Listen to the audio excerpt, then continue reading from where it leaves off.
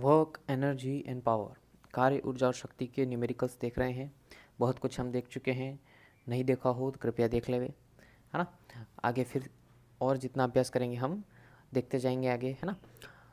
तो आप पहले कोशिश करेंगे खुद करने की, है ना। नहीं होता है आपसे या कहीं दिक्कत आती है तो आप सॉल्यूशन देखें, ठीक है। तो पहला प्रयास आपके नाम है ना। तो आप करेंगे, पहले शुरू करें। 2 किलोग्राम द्रव्यमान के एक छोटे पिंड पर एक स्थिति निर्भर बल F बराबर 7 - 2x + 3x² कार्य करता है। इसको x बराबर 0 से 5 मीटर तक विस्थापित कर देता है। तो इसमें किया गया कार्य जूल में होगा। ऐसा सवाल अपन थोड़ा पहले भी देख चुके हैं, है ना। थोड़ा सा डिफरेंट है, बाकी है लगभग वैसा ही। तो आपने याद होगा, किया होगा, नहीं किया है तो प्रयास करें कि कैसे होगा। वैसे ऐसा एक देख चुके हैं, है ना। तो आपसे हो जाना चाहिए। करो प्रयास, क्या आता है आंसर निकालो। कार्य निकालना है, वर्क, है ना। फॉर्मूला लगाएंगे, सभी को ध्यान होगा फॉर्मूला, है ना। F/d(x), ठीक है। और यहाँ पे सीमाएं रखेंगे A से B, क्लियर। W बराबर A से B सीमाएं रखेंगे, 0 से कहाँ तक विस्थापित कर देता है, 5 मीटर तक, है ना। F कितना दे रखा है आपको, 7 - 2x + 3x², क्लियर। dx के सापेक्ष समाकलन होगा इसलिए, है ना। समाकलन करना लगभग सभी को आना चाहिए, एकदम इजी बात है ना। तो कैसे करेंगे, देखो यहाँ पे पहले अपन ने किया था तब एक ही पद था, यहाँ पे बीच में यहाँ पे 3 है ना। 7 - 2x + 3x², है ना। तो सभी का आप अलग अलग करके समाकलन कर सकते हैं। तो देखो कैसे करेंगे, सभी का अलग अलग करेंगे तो देखो 7 का समाकलन हो जाएगा आपका 7x, है ना।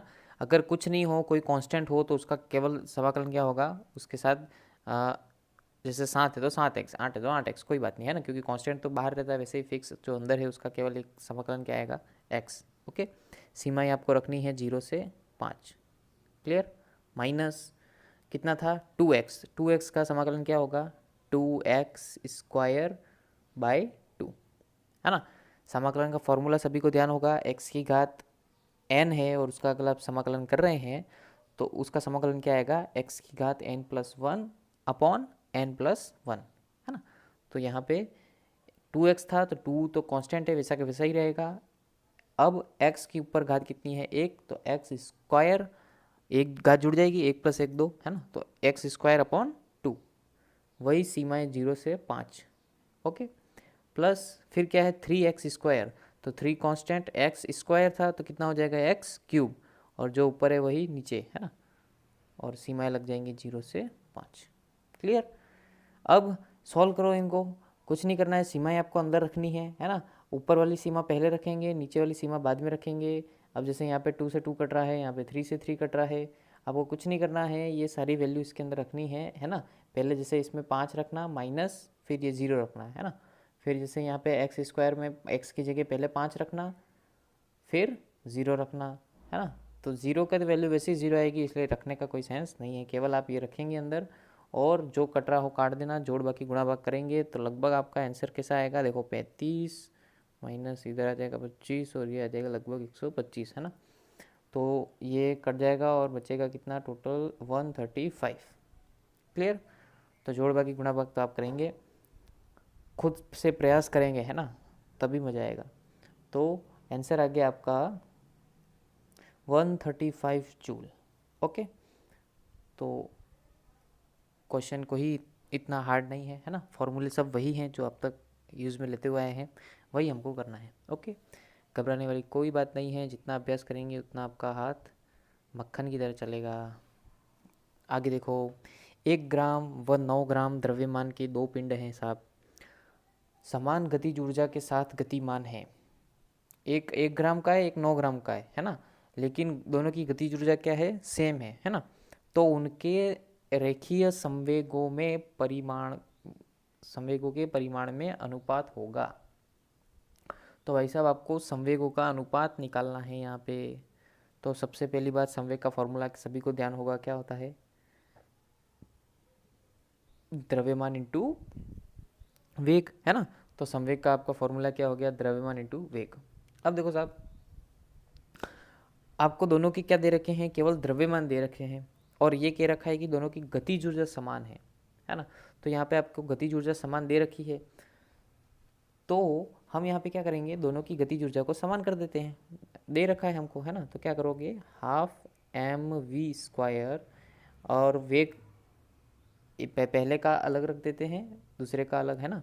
तो पहले का v1 बोल दिया, दूसरे का v2 बोल दिया, है ना।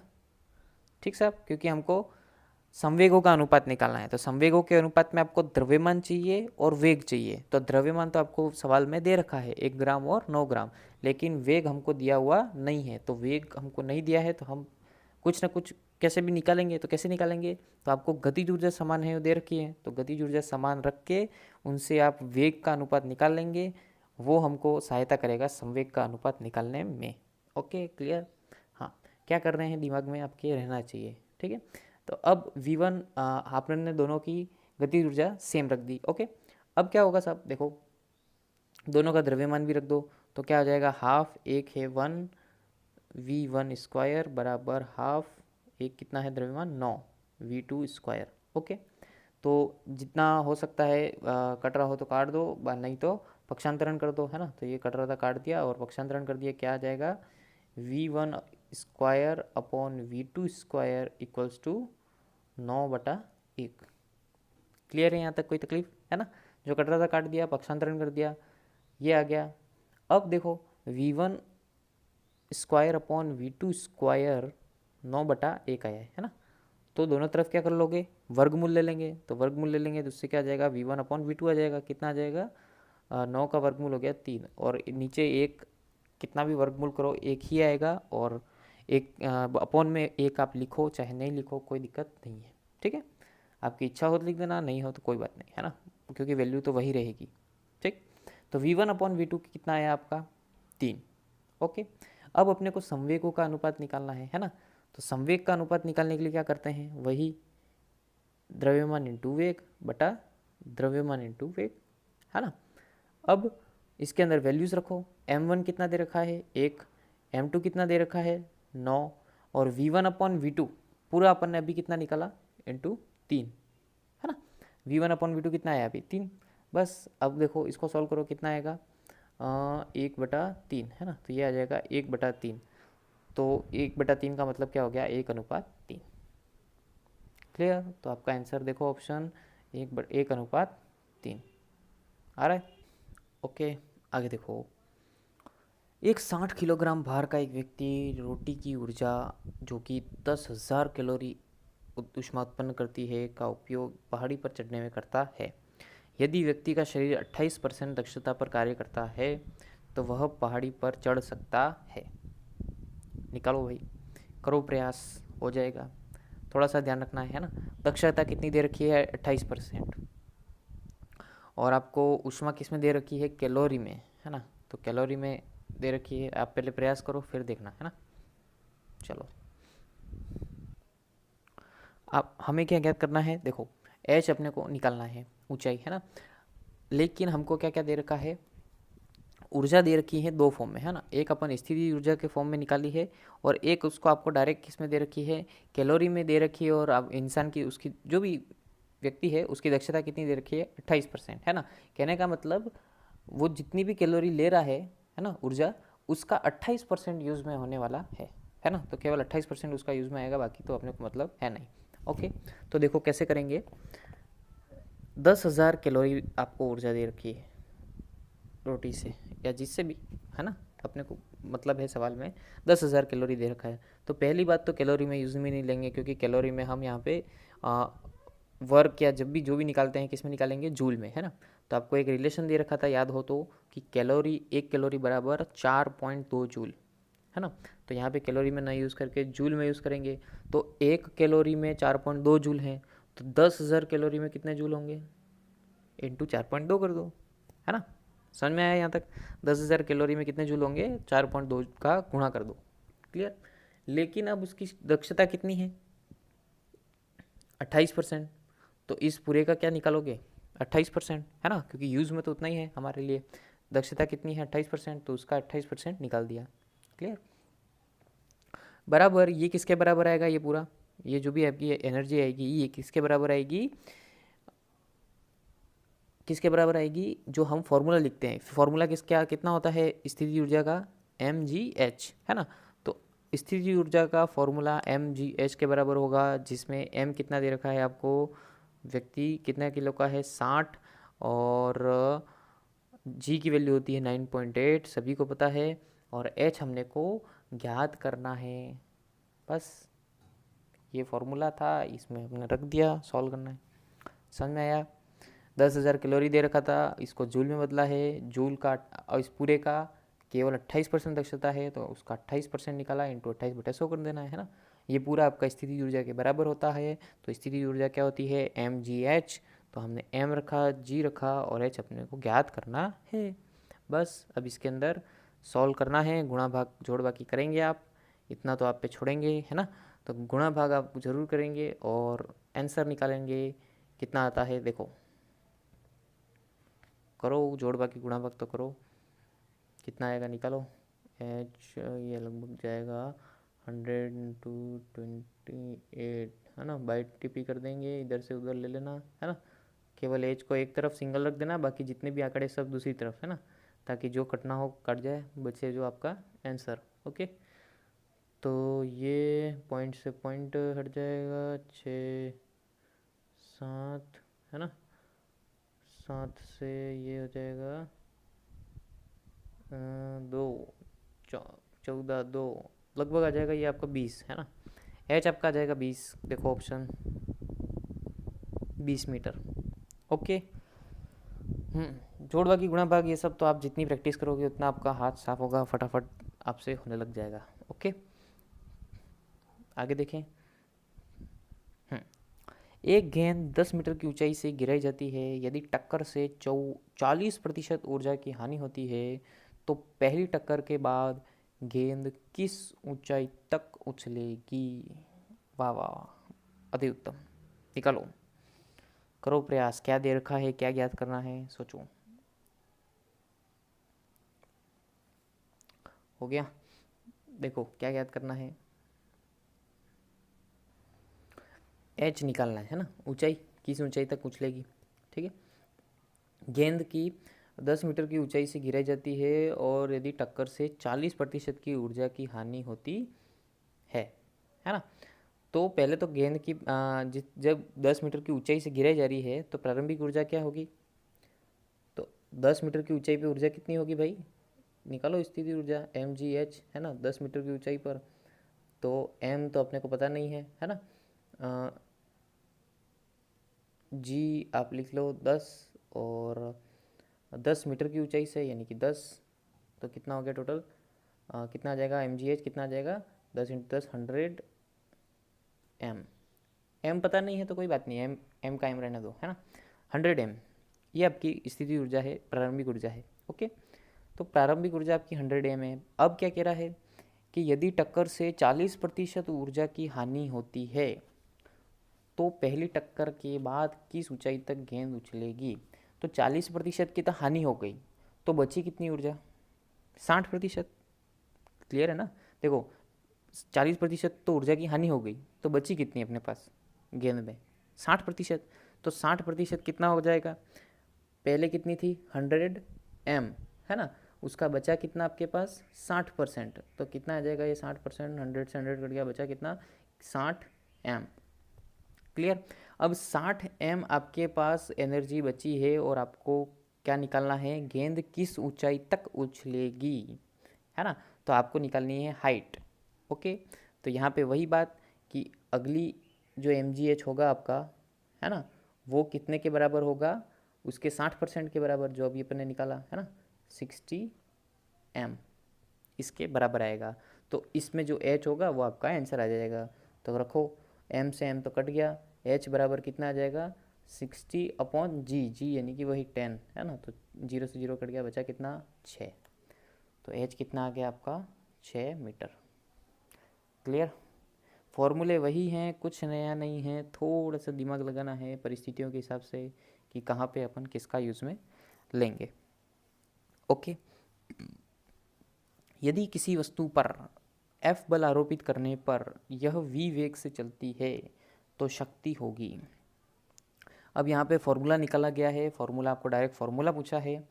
ये फॉर्मूले डायरेक्ट भी याद रखने हैं आपको, क्योंकि बहुत सी जगह पे काम में लेंगे तो आपको डायरेक्ट भी याद होगा, तो आपको बहुत करने में आसानी होगी, है ना। और कभी ऐसे पूछ भी लेते हैं, नहीं ध्यान हो तो आप निकाल सकते हैं, और कैसे निकालते हैं मैं बताता हूँ। पहले बताएं आंसर, प्रयास करें। देखो पूछा क्या है आपको, शक्ति क्या होगी, है ना। तो शक्ति का एक फॉर्मूला तो सभी को ध्यान होगा, है ना, P बराबर W बटा टी, सबको मालूम है ना। W का फॉर्मूला भी सभी को मालूम है, क्या है, F इंटू एस, है ना, अपॉन टी। यहाँ तक कोई तकलीफ। P बराबर W बटा टी सबको पता है। W की जगह बल इंटू विस्थापन या दूरी जो भी है ना, वो लिख सकते हो, है ना। और विस्थापन बटा आपका समय क्या होता है, ध्यान होगा, विस्थापन बटा समय क्या होता है भाई साहब, ये कितना होता है, विस्थापन बटा समय वेग, है ना, पढ़ा है ना, इतना तो बेसिक है। तो कितना हो जाएगा, विस्थापन बटा समय हो गया आपका वेग। तो P बराबर क्या आया आपका FV, है ना, P बराबर बल इंटू वेग। तो आपका फॉर्मूला कौन सा बैठ रहा है, P बराबर F into V, second number. Okay, ये फॉर्मूला डायरेक्ट भी याद रखें, काम आएगा। हाँ आगे देखो, 10 अश्व शक्ति की मोटर द्वारा 7.46 मीटर गहरे कुएं से प्रति सेकंड पानी खींचा जा सकता है। मतलब कितना पानी खींचेगी भाई मोटर, देखो पहले प्रयास करो। कहीं ना कहीं किसी ने खेतों में मोटर तो देखी होगी, है ना, पानी खींच रही है भाई, बताओ कितना पानी खींच रही है। देखो आपको ऑप्शन किस में दे रखे हैं, सब किलोग्राम में, है ना।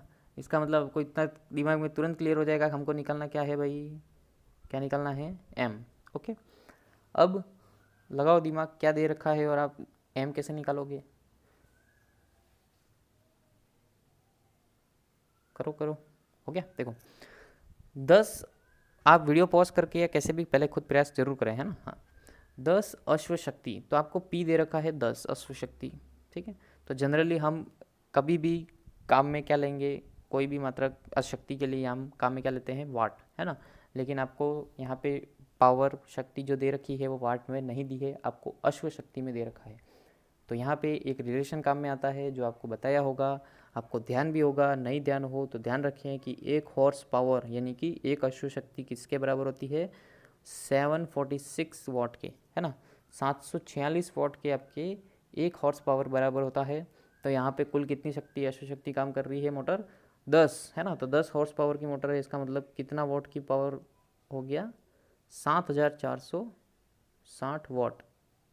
क्लियर, 7460 वाट की शक्ति आपको दे रखी है मोटर की। ऊंचाई आपको दे रखी है, एच कितना दे रखा है, 7.46 मीटर।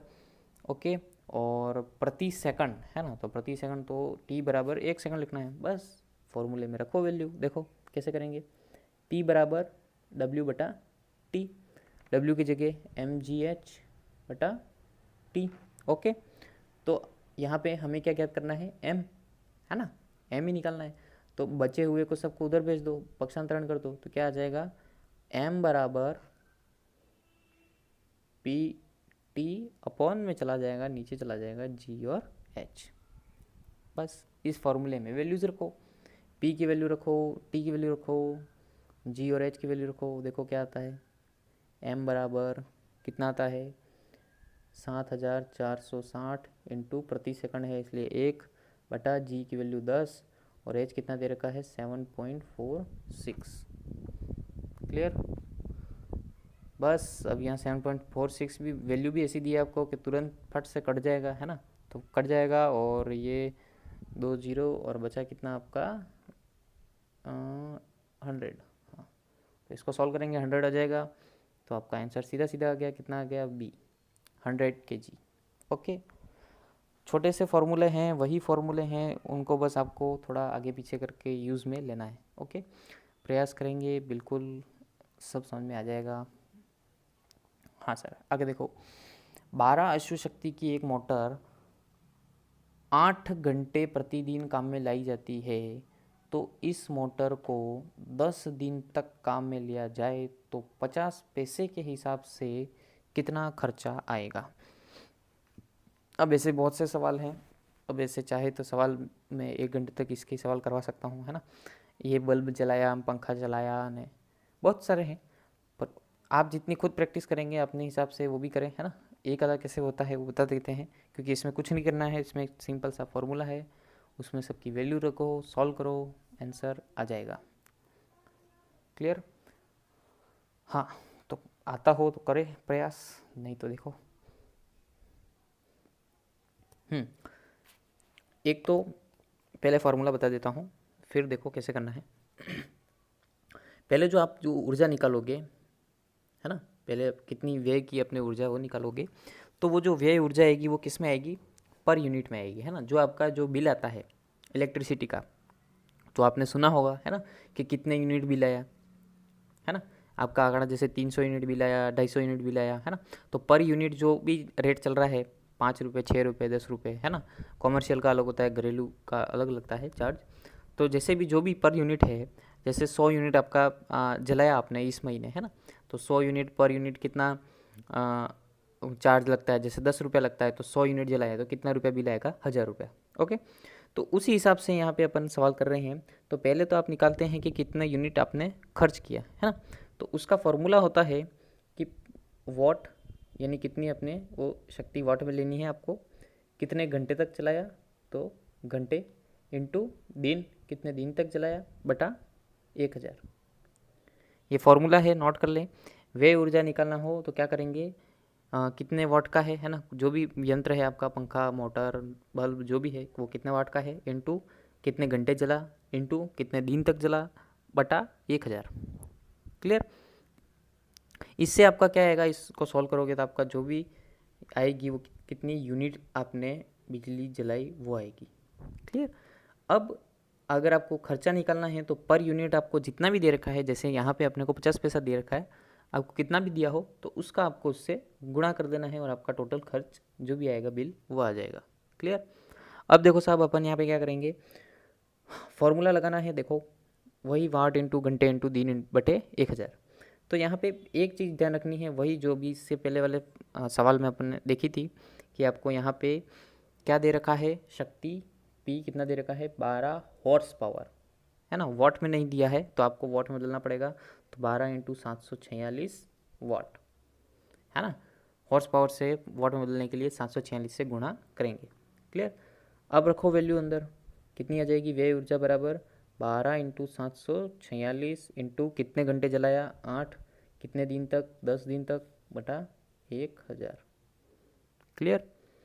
अब ये गुणा भाग आप करेंगे, सॉल्व करने पे, गुणा करने पे और भाग देने पे बचेगा आपके पास लगभग 716.1 समथिंग, 716 पॉइंट इतना आएगा लगभग। ओके, अब इसमें आपको दे रखा है कि ये तो आया यूनिट, कि इतने यूनिट आपने बिजली खर्च की, एक यूनिट का आपको खर्चा दे रखा है 50 पैसा। क्लियर? तो 50 पैसा दे रखा है ना, यानी कि रुपये का कितना हुआ, वो आधा, 50 पैसा कितना होता है, रुपये का आधा, है ना। तो आधा रुपया आपका खर्चा है, तो एक यूनिट का जब आधा रुपया लग रहा है तो 716 यूनिट का कितना लगेगा, तो 716 यूनिट का आधा तो कर दो, काट दो, कितना आ जाएगा, लगभग 358 रुपये। क्लियर? तो आपका बिल कितना आएगा, 358 रुपये। देखो ऑप्शन 358 के आसपास दिए रहा, 358 रुपये। क्लियर है? ऐसे आप कई सवाल कर सकते हैं, है ना। सीधा फार्मूले में आपको वैल्यूज़ रखनी है, और इसमें तो कुछ नहीं है, गुणा भाग थोड़ा अच्छा रहेगा तो वो आपको करना है। ओके, आगे बस आगे और भी प्रैक्टिस करते जाएंगे, जितने जो भी न्यूमेरिकल आपके लिए उपयोगी हैं वो ज़रूर देखेंगे, है ना। और आगे फिर नेक्स्ट टॉपिक लेते जाएंगे, तब तक आप पढ़ते रहें, प्रैक्टिस करते रहें, खुश रहो, मस्त रहो, नेचर का ध्यान रखो, अपना भी। ठीक है, थैंक यू।